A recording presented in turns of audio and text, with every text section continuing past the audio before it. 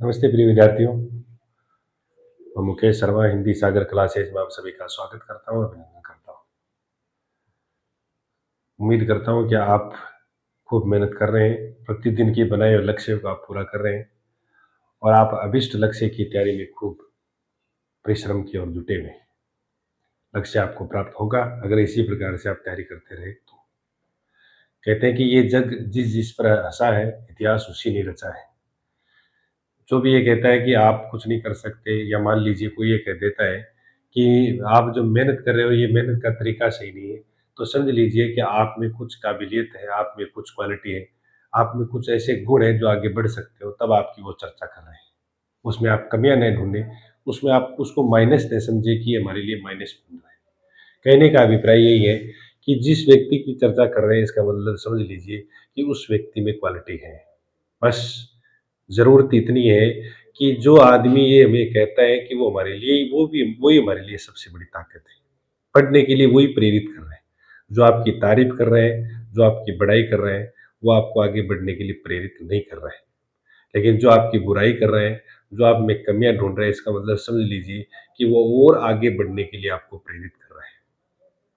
कहते भी हैं कि साथियों की ज आँखों में अरमान लिया है और मंजिल को अपना मान लिया है। आँखों में अरमान लिया है, मंजिल को अपना मान लिया है, फिर मुश्किल क्या और आसान किया। बस ठान लिया तो ठान लिया है, बस ठान लिया तो ठान लिया है। कहने का अभिप्राय ये है कि अगर आपने ठान लिया कि मुझे ये बनना है, मुझे सेकंड ग्रेड वरिष्ठ अध्यापक बनना है, मुझे स्कूल व्याख्याता बनना है, मुझे थर्ड ग्रेड टीचर बनना है, मुझे एक एपीओ बनना है, मुझे आरजेएस बनना है, मुझे जेएलओ बनना है। आप जो भी जिस क्षेत्र में जाना चाहते हो, वो बनना चाहते हो, निश्चिंत रूप से आप बनेंगे, लेकिन वो लक्ष्य आप हरदम अपने आँखों के सामने रखिए। हरदम अगर आप आँखों के सामने रखेंगे तो समय देंगे। समय देना, अभ्यास करना, बार-बार समय देना, अभ्यास करना, ये एक सफलता की सबसे बड़ी निशानी है। अगर समय हम पूरा नहीं दे पाएँगे तो वो फिर याद कैसे होगा? कहने का एक मैं आपको दूसरी बात एक और बताना चाह रहा था मुख्य, कि अब जैसे-जैसे 1 डेढ़ 2 महीने हमारे पास बचे हैं, वैसे-वैसे कई बार जो मैसेज आता है कि सर 10 बार हम पढ़ चुके हैं, 5 बार पढ़ चुके हैं, अब भी लगता है कि याद नहीं है। तो मैं आपको पुनः बता दूँ कि अगर 10 बार और 5 बार पढ़े तो केवल पढ़ा है, इसका मतलब है कि पढ़ते समय वहाँ दिमाग और आँखें वहीं नहीं थी। बस केवल आँखें देख रही थी, आँखों के साथ-साथ मस्तिष्क या माइंड दिमाग वहाँ नहीं था। बस ज़रूरत इस बात की है कि जैसे-जैसे आप जैसे पढ़ रहे हो, तो उस समय आप फ़ोकस कीजिए। कहते हैं कि पहली बार पढ़ते हैं तो पढ़ाई होती है, दूसरी बार पढ़ते हैं तो याद किया जाता है और तीसरी बार जब पढ़ते हैं तो याद के साथ-साथ स्मरण किया जाता है। और जो स्मरण हो जाती है कोई चीज़ फिर वो जीवन में हम भूलते नहीं हैं। इसलिए आप स्मरण करते हुए पढ़ें तो ज़्यादा बेहतर रहेगा। हम क्या करते हैं, स्मरण करते हुए नहीं पढ़ते हैं, केवल पढ़ते हैं, दिमाग हमारा और कहीं होता है, तो वो पढ़ना शून्य के बराबर है, ज़ीरो है, कुछ नहीं है। मैं तो कहता हूँ कि जब व्यक्ति पढ़ने लग जाए 2 घंटे, 3 घंटे तो पूरी ताकत के साथ पढ़ना चाहिए, पूरे जोश के साथ पढ़ना चाहिए। पूरा एकदम दिमाग वहीं रहना चाहिए आपका, उसी पंक्ति पर रहना चाहिए, उसी किताब पर रहना चाहिए, उसी पृष्ठ पर रहना चाहिए। तब जाके आप सोचना कि लगेगा कि हाँ, अब हमारे जितना पढ़ा है वो पूरा का पूरा याद हो रहा है या 99% याद हो रहा है। ये आप ध्यान रखिए। अब क्या होता है कि जैसे हम अब पढ़ रहे हैं तो सबसे बड़ी बीमारी हमारे लिए एक ही है कि मोबाइल की जो है डाटा चालू रखते हैं उसमें एक जो मैसेज आता है तुरंत मोबाइल संभालते हैं, तो बीच-बीच में जैसे-जैसे हम मोबाइल संभालेंगे या मोबाइल को देखते रहेंगे तो समझ लीजिए कि आपके लिए सबसे बड़ी बात है।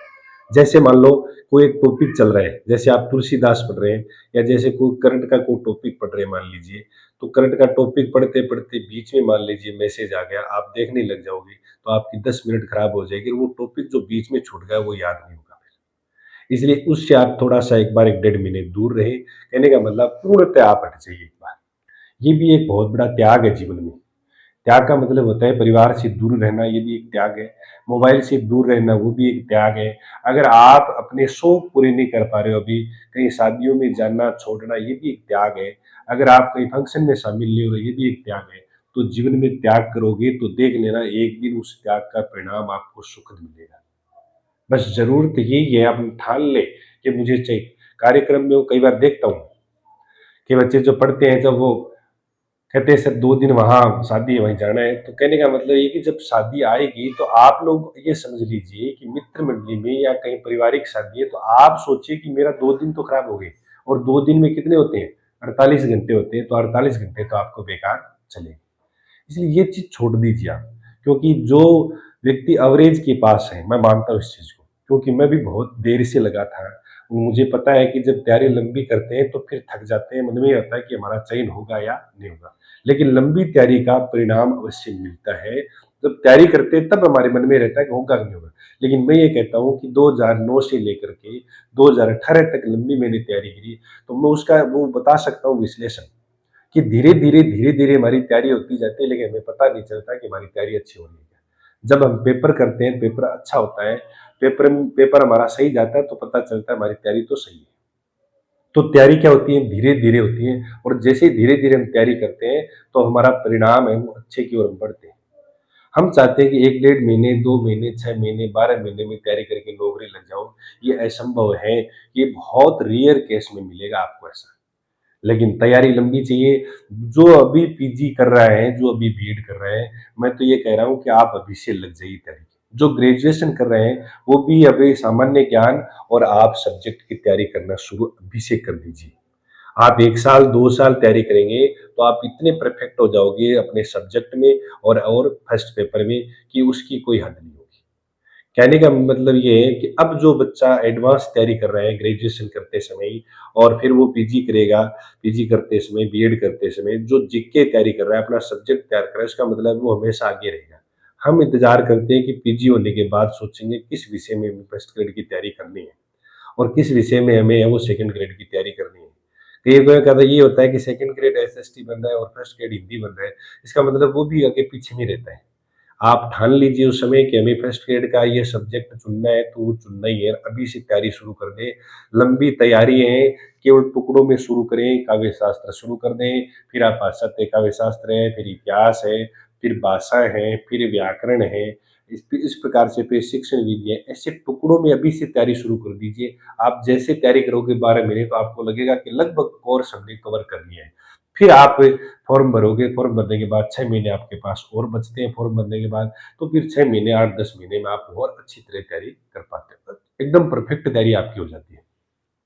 दूसरा कि जब आप पढ़ रहे हैं तो उस समय आप कई बार हमें 2 घंटे, 3 घंटे जैसे पढ़ रहे हैं तो 2 घंटे तो अच्छी पढ़ाई होती है। तीसरे घंटे में फिर हमारी ऊर्जा है वो समाप्त हो जाती है या कम हो जाती है। तो उसके लिए आप क्या करिए थोड़े बहुत घूम कर के आप पानी पीजिए, पानी पी के आप वापस एक बार जिसको कह सकते हैं कि तैयार होजिए, अपने अंदर वो एक ऊर्जा पैदा कीजिए। अब आपके अंदर एक एनर्जी आएगी फिर अलग से, एनर्जी आएगी तो समझ लेना कि फिर वापस मन लगेगा। जैसे ही आप तैयारी करने वापस बैठोगे तो फिर आपको याद होना शुरू हो जाएगा। नहीं तो हम क्या करते हैं पता नहीं चलता है और प्यास लग जाती है, मान लीजिए एनर्जी खत्म हो जाती है, हम पढ़ते रहते हैं तो उसका भी कोई फायदा नहीं है। आप इधर-उधर घूम लें, शाम को खाना खाने के बाद घूम लें और फिर जब आप सुबह उठते तो घूम लें, फिर आप योग कर लें, फिर आप प्राणायाम कर लें, करने के बाद आप फिर पढ़ाई करने बैठिए, 3 घंटे पढ़िए, मन लगता है आपका 2 घंटे तो 2 घंटे पढ़िए, फिर आप थोड़ा-सा रुक जाइए, फिर वापस पढ़िए, फिर वापस रुक जाइए। ऐसे 2-2, ढाई-ढाई, 3-3 घंटे के अंतराल पर आप रुकिए, पानी पीजिए, जूस पीजिए, नाश्ता करना हो गया, फिर आप पढ़ाई शुरू कर दें और केवल एक ही ध्यान रखें, इधर-उधर की बातों के अलावा एक ही ध्यान रखें, एक ही लक्ष्य रखें कि मैं जिस नौकरी की या जिस सर्विस की तैयारी कर रहा हूँ या कर रही हूँ, मुझे वहाँ 100% देना है। अगर ये आपने ठान लिया कि मुझे 100% देना है और 100% आप तैयारी कर रहे हो, तो ईश्वर है वो कभी आपके कहते हैं ना कि सरस्वती किसी का ऋण नहीं रखती है। सरस्वती हमेशा है, जो व्यक्ति मेहनत करता है उसकी ऋणी हो जाती है और उसका ऋण चुका देती है। कहने का मतलब इतना ही है कि आप अगर मेहनत कर रहे हैं ईमानदारी से, तो ईमानदारी की मेहनत बेकार नहीं जाएगी। आप छोटे-छोटे रोज़ लक्ष्य बनाइए, मैं कहता हूँ, पीछे वीडियो में कहा कि आप रोज़ छोटे-छोटे लक्ष्य बनाइए। आज मुझे पूरे दिन में ये पढ़ना है, रात्रिकालीन 2 घंटे मुझे करंट जीके पढ़ने हैं। और फिर मुझे सुबह दूसरे दिन है, वो दूसरे दिन का सुबह उठ के मैं बनाऊँगा टाइम टेबल। तो प्रतिदिन का टाइम टेबल बनाइए परीक्षा के नज़दीक आप। और दूसरा कि अब जो आप करंट जीके हैं, उसको आप छोड़ रखे हैं, तो अब सँभाल लीजिए स्कूल व्याख्याता की तैयारी करने वाले अभ्यर्थी, उस करंट जीके समसामयिक प्रश्नों को आप पढ़िए, क्योंकि उसमें आप टच में नहीं हो, वो पुरानी तैयारी भी उसमें काम नहीं आती है। वो एक नया ही होता है हमारे लिए। बाकी का इतिहास पढ़ते हैं, संविधान पढ़ते हैं, भूगोल पढ़ते हैं, पुरानी तैयारी काम में आती है। लेकिन जब हम करंट जीके पढ़ते हैं तो पुरानी तैयारी वो काम में नहीं आती है, वो हमारे लिए एक नया नवेला ही होता है। इसलिए उसको आप ज़रूर समय दे दें। आप क्या करें, जो भी बुक ला रखी है उसको आप 2 से 3 बार पढ़ लें, फिर आपको अन्य बुक लाने की आवश्यकता नहीं है। कई बार हमारा क्या करता है मन कि 2 बार उस बुक को पढ़ लें और पढ़ने के बाद ही फिर क्या करते हैं, सोचते हैं एक नई बुक ले आते हैं। पहले आप सोचिए कि उस बुक में से हमारे कितने याद हुए हैं। वही आपको दूसरी बुक में मिलेंगे, कोई थोड़ा बहुत नया मिलेगा। हो सकता है वो उसमें है, वो इसमें नहीं है, इसमें है, वो उसमें नहीं है। एक बुक आप कोई भी करंट जीके की, समसामयिक की और जब आपका पेपर है उससे पहले 12 महीने की, यानी आपका अगर मान लो जून में पेपर है, तो जून 2024 से लेकर के जून 2025 तक आप प्रयास करें मई वाला ही ले लें। मई 2024 से लेकर के जो आपको जून तक मान लीजिए मई तक आप तैयारी करें। ये जून में पेपर है तो मई तक का मान लीजिए, अप्रैल तक मान लो आप अप्रैल तक का करंट जीके बहुत अच्छे से आप याद कर ले। 12 महीने का करंट जीके तो परफेक्ट तैयारी करें आप। 12 महीने का तो आता ही आता है। और जैसे ही परीक्षा आगे जाती है तो उसमें कोई प्रभाव नहीं पड़ेगा, क्योंकि पेपर तो छप ही गए। पेपर तो छप ही जाते हैं तो वो करंट जीके तो वही आना है। आप ये ना सोचिए करंट जीके फिर बदलेगा, क्योंकि करंट जीके फिर वही आना है। इसलिए आप करंट और समसामयिक प्रश्नों पर या आप समसामयिक विषयों पर आप ज़्यादा ध्यान दें, क्योंकि उसमें हम ध्यान नहीं देते। और जो करंट जीके में एडवांस होता है 7%, 6%, 8% कर देता है, वो हमेशा आगे ही रहता है। कहने का मतलब है कुछ ऐसे टॉपिक होते हैं जो मेरिट का निर्धारण करते हैं। कुछ ऐसे प्रश्न होते हैं जो मेरिट का निर्धारण करते हैं। और जो व्यक्ति लगातार तैयारी कर रहा है, करके और चयन करवाता है, वो संघर्ष में निकलता है, वो जानता है हर चीज़ को, एक स्ट्रैटेजी जानता है। उससे आप स्ट्रैटेजी सीखोगे, आप उसकी रणनीति आप सीखोगे तो वो बेहतर बता पाता है। मैं आपको ये किताब बता सकता हूँ इतने साल की जो संघर्ष का, कि आप अगर करंट जीके पढ़ रहे हैं तो लिख करके, अगर आप इतिहास पढ़ रहे हैं तो लिख करके, आप संविधान पढ़ रहे हैं तो घसीट लिपि में लिखिए 1 डेढ़ महीने। जल्दी-जल्दी आप जो समझ में नहीं आ रहा आप क्या आ रहा है, तो आप लिखोगे, तो लिखने से क्या होता है स्मरण शक्ति ज़्यादा बढ़ती है, आपके दिमाग में रहता है कि ये हमने ऐसा लिखा था। तो आप अब 1 महीने या 20 दिन, डेढ़ महीने जब आप रिवाइज़ कर रहे हैं या मान लो आप पढ़ रहे हैं, तो आप उसको लिख-लिख के घसीट ली रफ कॉपी में आप लिख लीजिए। आप चाहे नोट्स नहीं बनाएँ लेकिन आप ऐसे आप ज़रूर लिख लें। लिख-लिख के याद करोगे तो ज़्यादा बेहतर तैयारी हो पाएगी, मजबूत तैयारी हो पाएगी, स्थायी तैयारी हो पाएगी हमेशा के लिए। इसलिए लिख-लिख कर के आदत डालें और उसको आप मोबाइल से, एंड्रॉइड से आप एक बार दूर रहें। फेसबुक है, फेसबुक है, इंस्टा डिलीट कर दें आप पूर्णतः। उनसे आप दूर रहेंगे तो वो जैसे ही वो बेल बजेगी, जैसे ही उसका मैसेज आएगा वो हमें सुनाई नहीं देगा। इसलिए स्विच ऑफ कर दें। स्विच ऑफ करके आप पढ़ लें, कोई दिक्कत नहीं है। कोई आपको अगर कोई नाराज़ होता है तो उसको होने दें। कोई फ़र्क नहीं पड़ेगा, आप स्विच ऑफ करके और आप तैयारी करना शुरू कर दें। फिर क्या करेंगे? अभी बताया कि सर आप या अब देखो कुछ चीज़ें ऐसी होती हैं, जैसे मान लीजिए हम जो तार सप्तक याद कर रहे हैं, तो तार सप्तकों को आप अपने सूत्र के हिसाब से याद कीजिए। या मान लीजिए आप छंद याद कर रहे हैं, अगर आप छंद पढ़ रहे हैं मान लो और आप बसंत का छंद पढ़ रहे हैं, आप मान लो मालिनी छंद पढ़ रहे हैं, आप द्रुत विलंबित छंद पढ़ रहे हैं, तो इनका एक सूत्र बना लीजिए आप।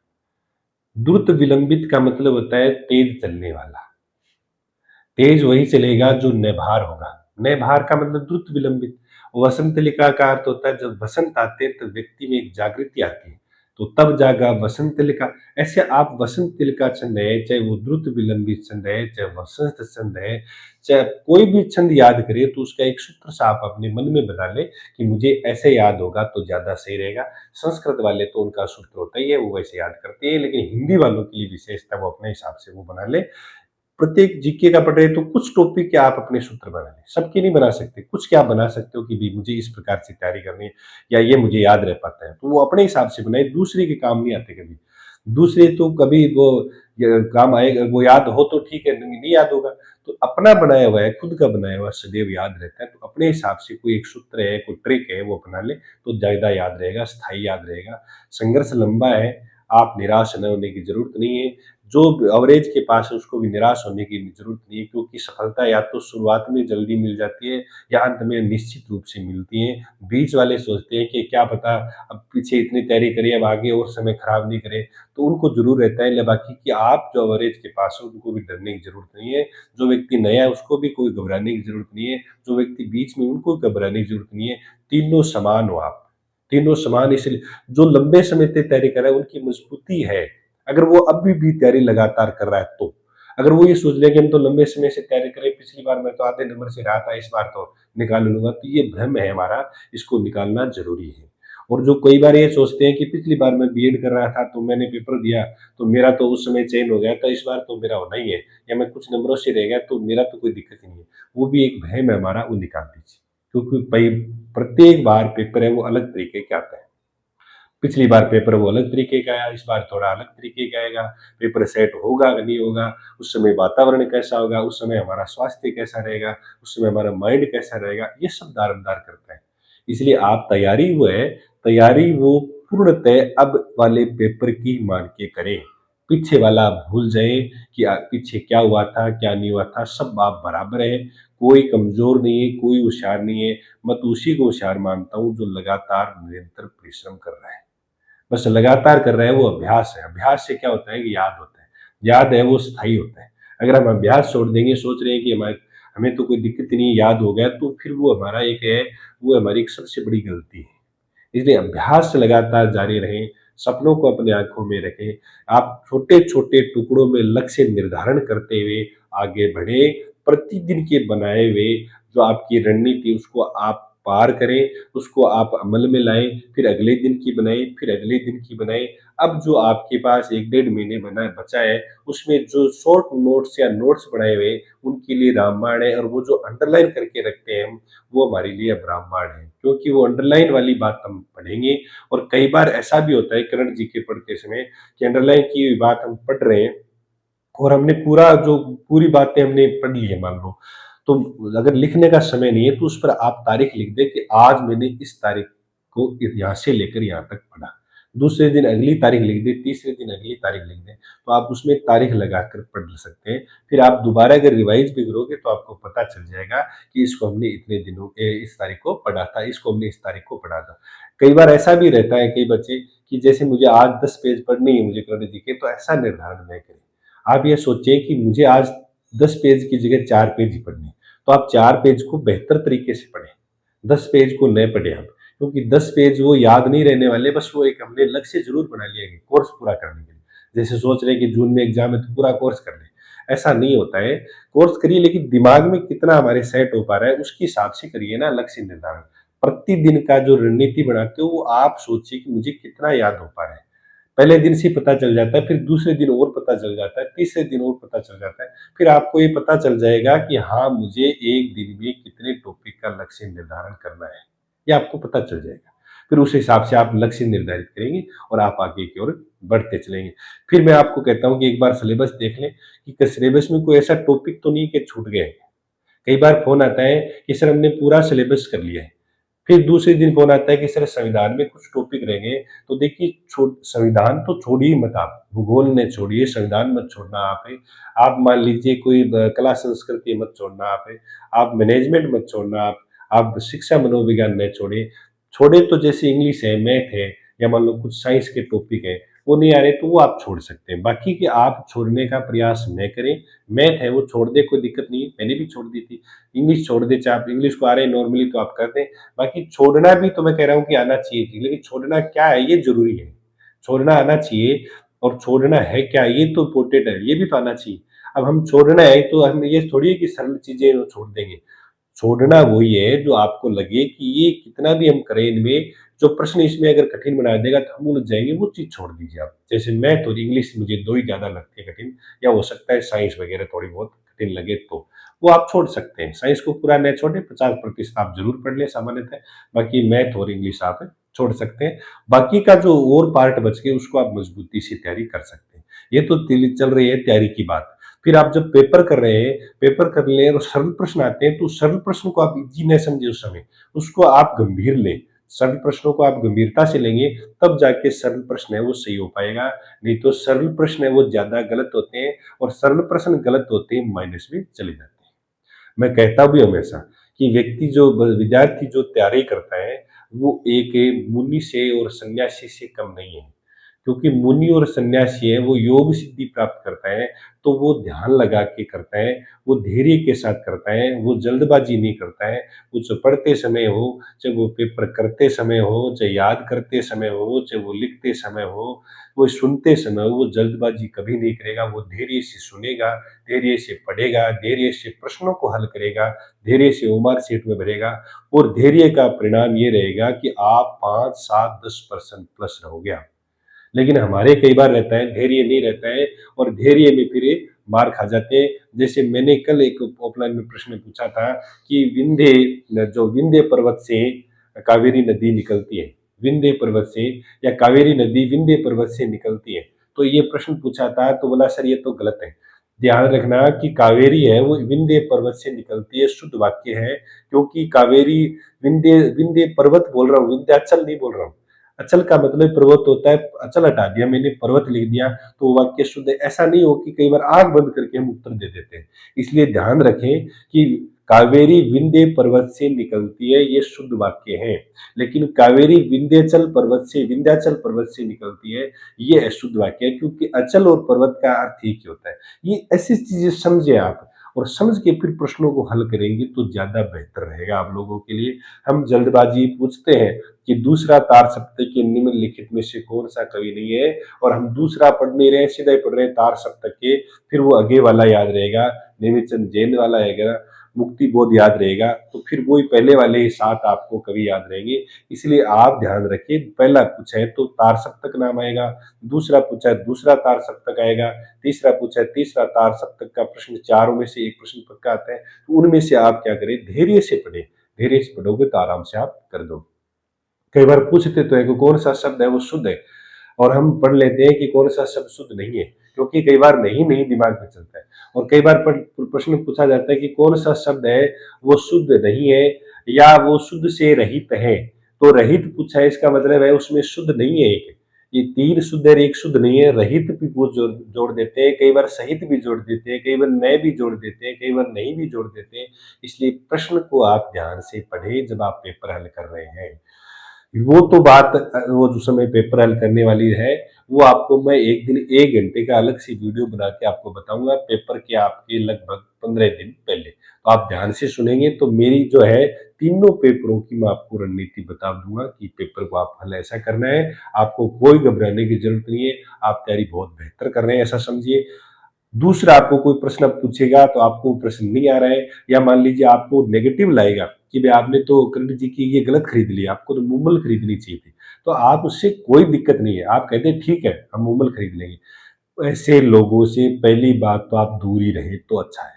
फिर अगर उनके संपर्क में आप आते भी हैं या वो आपसे मिलते भी हैं तो उनको हाँ में हाँ मिला दें, उसको ज़्यादा बहसबाजी उनसे न करें, क्योंकि हमें ये पता है कि हम किस दिशा में बढ़ रहे हैं, हम सही दिशा में चल रहे हैं। वो क्या बताएगा हमें कि कौन सी पढ़नी चाहिए, क्योंकि वो कोई ये तो है नहीं कि कोई पेपर बनाने वाला है या वो बहुत बड़ा विद्वान है वो हमसे ज़्यादा, तो वो इसलिए बता रहे हैं। तो इसलिए आप उनसे कोई राय ले लें, किसी से सलाह ले लें।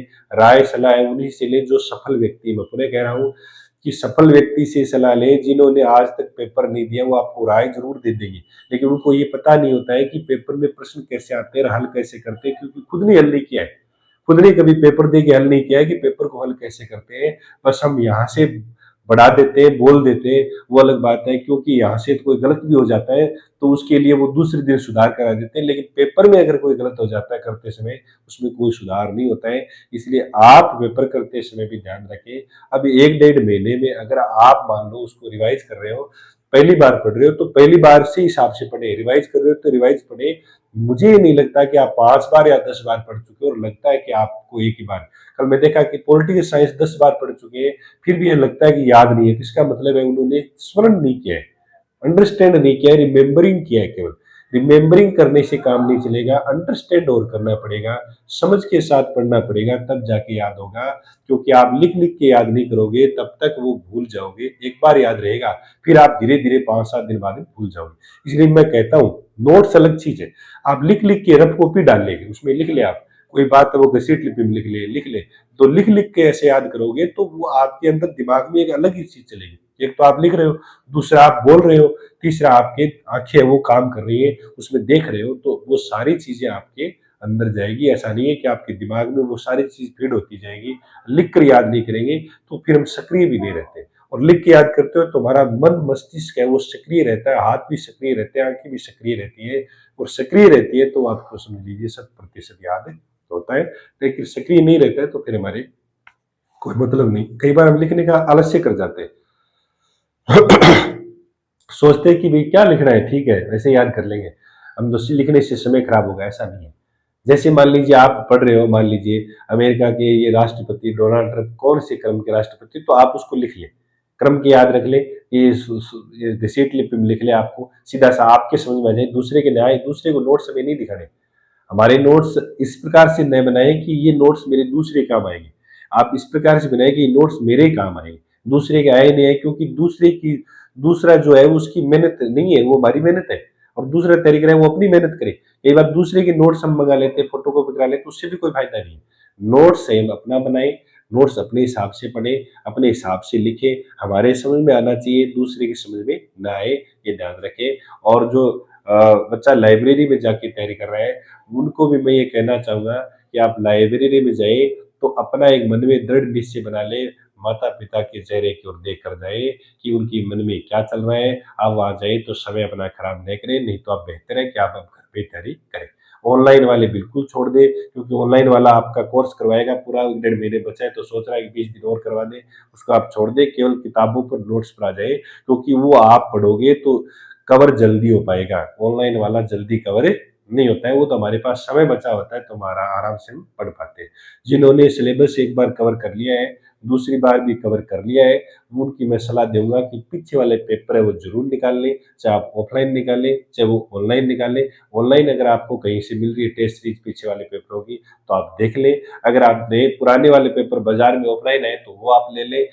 पुराने पेपर निकाल लें, नए पेपर की आवश्यकता आपको नहीं है, एमसीक्यू लेने की ज़रूरत नहीं है। पुराने पेपरों से आपको प्रकृति का पता चलता है। मैं बार-बार कहता हूँ कि जब मैं पढ़ता था तो मैं तो पुराने पेपर भी नहीं निकालता था, मुझे पता भी नहीं होता था, क्योंकि गाइड करने वाला नहीं होता था। ये गाँव गाड़ी से निकले हुए, तो वो कोई गाइड करने वाला नहीं हुआ, तभी तो इतना समय लगा, 10 साल लगे, 8-9 साल लगे, मान लो 10 साल लगे जो सिलेक्शन करवाने में। क्योंकि वहाँ उसमें बताने वाला कोई नहीं था कि कर्ण जी कैसे पढ़ते हैं, तो और जो इतिहास को हम ऐसे पढ़ते हैं, किस प्रकार से पढ़ते हैं, कोई बताने वाला था नहीं। इसलिए और जो एमसीक्यू है ये तो जानते ही नहीं थे क्या होता था। इसलिए मैं आपको कह रहा हूँ पुराने पेपर आप सब्जेक्ट से संबंधित या जीके से संबंधित, जिस विषय से संबंधित आप देख रहे हो तो पुराने पेपर ज़रूर निकालें। वो आपका बहुत बड़ा फ़ायदा करेगा, वो आपके बहुत बड़े काम आएँगे। जैसे मैं बता चुका हूँ कई पीछे वाले वीडियो में कि 2013 में फिज़िक्स में शिक्षण विधियों के जो साइकोलॉजी के जो प्रश्न आए थे 30 प्रश्न, वही साइकोलॉजी के प्रश्न दो हज़ वो मैंने पढ़े थे। वो मैंने वो फिज़िक्स वाले ज़रूर देखे थे साइकोलॉजी। तो 2018 में 15 में जो भर्ती आई थी उसके हिंदी के पेपर में वो की वो साइकोलॉजी के प्रश्न आए थे। इसलिए ये फ़ायदा होता है। हमें क्या लेना-देना है कि पीछे वाला पेपर प्रश्न दोबारा आ गए, हमें तो अब फ़ायदा ही होगा। पीछे वाले पेपर अगर में से 5 प्रश्न भी रिवाइज़ होते तो हमें बहुत बड़ा फ़ायदा मिलता है, क्योंकि सीधा का सीधा हम उसका उत्तर कर पाते हैं। अगर वो ऐसा लगेगा कि हम जो पीछे वाले पेपर हल करेंगे नहीं, तो हमारे लिए ऐसा लगेगा कि ये प्रश्न नए आए हैं, और पीछे वाले पेपर पढ़ेंगे तो लगेगा ये पीछे आया हुआ है, इसका उत्तर ये होगा। कॉन्फिडेंस के साथ उसको सही करेंगे, और कॉन्फिडेंस के साथ जब प्रश्नों को सही करते हुए चलते हैं तो आपको लगेगा कि हाँ, इस बार मेरा पेपर अच्छा हुआ है। पेपर करते समय कॉन्फिडेंस रखिए और तैयारी करते समय आप कॉन्फिडेंस विश्वास रखिए। आत्मविश्वास ज़रूरी है।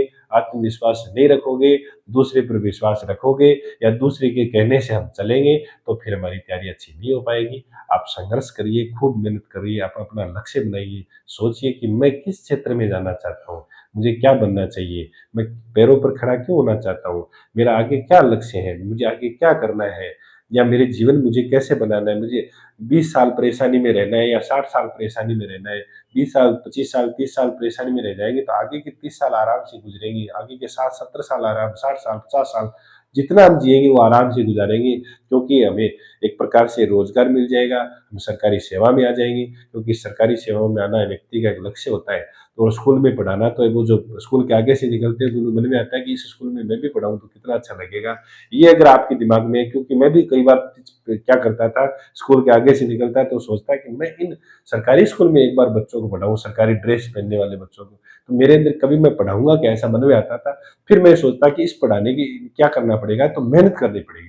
फिर मैं वो मेरे अंदर एक जोश आ जाता था कि मैं मेहनत करूँगा, मैं भी सरकारी विद्यालय में आऊँगा और मैं वो उसी हिसाब से करते रहे तो ईश्वर ने ज़रूर फल दिया आप लोगों की दुआ से और वो जो सफलता ज़रूर मिली है और वो भी अच्छी मिली है। जो लक्ष्य था कि स्कूल व्याख्याता बनना है, तो स्कूल व्याख्याता ही बन के रहे। जिस व्यक्ति का जो लक्ष्य होता है वो अगर अभिष्ट लक्ष्य उनका मिल जाता है, अभिष्ट मिल जाता है, तो फिर जीवन में उसको बड़ा एक आनंद की अनुभूति होती है। नहीं तो क्या होता है बनना चाहते हैं स्कूल व्याख्याता और बन जाते हैं हम L1 L2 फिर मन में रहता है कि स्कूल व्याख्याता ही बनना था मुझे कहा गया। फिर वो एक प्रकार से कुंठित सा हो जाता है क्योंकि तैयारी की मानस तो है फर्स्ट ग्रेड बनने का और बन गए हम L1 L2 तो फिर आप फर्स्ट ग्रेड की तैयारी वापस करोगे। इसलिए आपका जो लक्ष्य है उस लक्ष्य को बना लीजिए कि मुझे स्कूल व्याख्याता बनना है तो स्कूल व्याख्याता डायरेक्ट बनिए ना, क्या दिक्कत है? वो रोकने वाला ही नहीं है, सीधा आप बनोगे तो बनते आ भी रहे।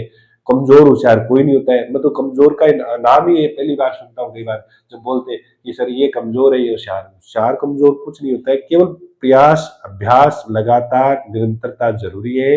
जो निरंतरता रखेगा अभ्यास रखेगा उनको सफलता अवश्य मिलेगी क्योंकि अभ्यास से ही वो व्यक्ति होशियार होता है। होशियार अभ्यास छोड़ते हुए व्यक्ति कमजोर हो जाता है। बस मैं तो ये दो ही बात जानता हूँ। इसलिए जब उन सरकारी विद्यालय में अगर आप पढ़ाना चाहते हो, आपका लक्ष्य है, आपकी रुचि है, तो उसके लिए आप ठान लीजिए कि मैं इस बार 2026 के अंदर सरकारी विद्यालय में पढ़ाऊँगा या पढ़ाऊँगी। बस ये लक्ष्य आप बना लीजिए और आज से ही इन बात को गाँठ बाँध लीजिए कि किसी की कोई आपकी बुराई कर रहा है तो उसकी ध्यान मत दीजिए। कोई आपको गाइड कर रहा है कि ये गाइड खरीद लो, ये करण जी की तो उस पर एक ले आइए कोई भी। मैं नाम नहीं लेता किसी का, कोई भी गाइड चाहे वो मैं एक उदाहरण से बता सकता हूँ कि भी आप चाहे राठ वाली ले आइए चाहे नानक वाली ले आए, कोई भी एक ले आए आप, सारी अच्छी आती है। किताबें सब अच्छी होती है, बस किताबों में झुकना पड़ता है। जीवन में हमेशा के लिए उठने के लिए किताबों में झुकना पड़ेगा। इसलिए कोई भी एक करण जीके की बुक ला करके उसको आप बेहतर तरीके से पढ़िए। आपको कोई रोकने वाला नहीं है कि 6, 7, 8% हो सकता है 9% आप सही कर दे करण जीके। करंट जीके पढ़े वही जो आपके सिलेबस में।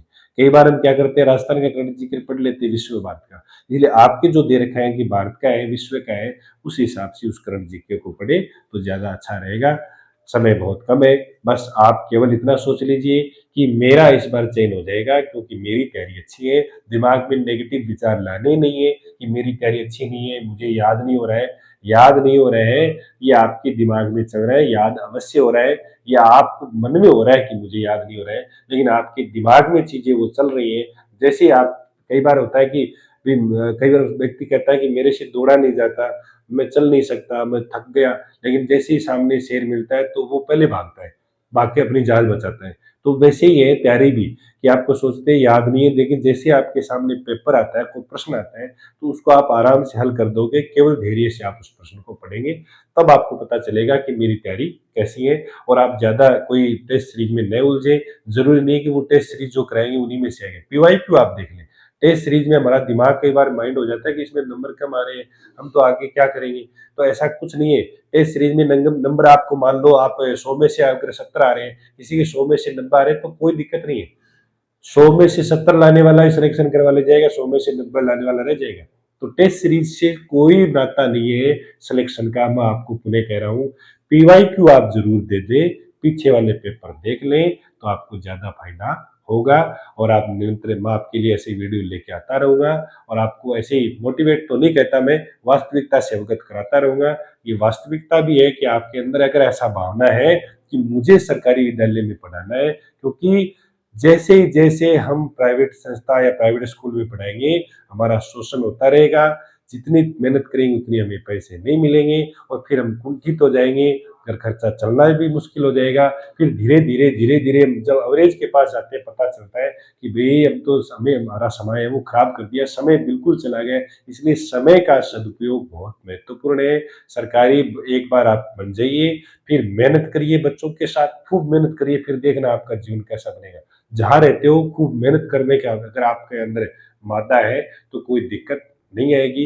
एक प्रकार से एक स्थायित्व भी बनता है और एक आपके अंदर एक मतलब सरकारी सेवा में आने से क्या होता है, जीवन में एक श्योरिटी आ जाती है कि हाँ अब यहाँ ठीक है। आर्थिक स्थिति भी मजबूत हो जाती है, दुनिया भी आपकी कद्र करने लग जाती है, दुनिया की नज़रों में भी आप होशियार हो जाते हो। क्योंकि होशियार तो आप होते ही, लेकिन दुनिया की नज़रों में होशियार तब होते हो जब आपका चयन होता है, और चयन कराने के लिए आपको बस केवल 1 2 डेढ़ 2 महीने आपको खूब ताकत लगानी है। 10 घंटे, 8 घंटे जितना पढ़ पाए उतना पढ़ लीजिए, लगा दीजिए पूरी ताकत, और ताकत के साथ पढ़ोगे तो आपको कोई रोकने वाला नहीं है। उन्हें कहता हूँ कैसे याद करना है, लिख-लिख कर याद करना है। इस बात को अपना अपना लें, ये ज़्यादा बेहतर रहेगा। आज के लिए इतना ही है। धन्यवाद। जय हिंद, जय भारत।